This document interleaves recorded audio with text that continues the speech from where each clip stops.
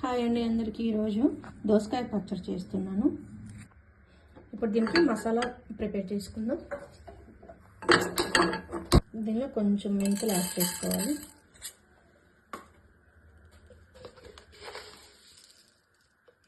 కొంచెం జీలకర్ర.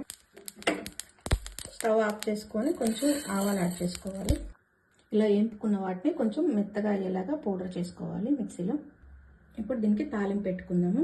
ఒక ప్యాన్ తీసుకొని దానిలో ఇలా ఆయిల్ వేడెక్కిన తర్వాత కొంచెం మెంతులు, కొంచెం ఆవాలు, దీనిలోనే అల్లం వేసుకోవాలి. దీనిలో కొంచెం పసుపు యాడ్ చేసుకోవాలి, కరివేపాకు యాడ్ చేసుకోవాలి. ఇప్పుడు దీనిలో కారం యాడ్ చేసుకోవాలి, ఒక 2 స్పూన్ల వరకు. దీనిలో అయిపోయిన తర్వాత కొంచెం చల్లగా అయ్యే వరకు పక్కన పెట్టేసుకోవాలి.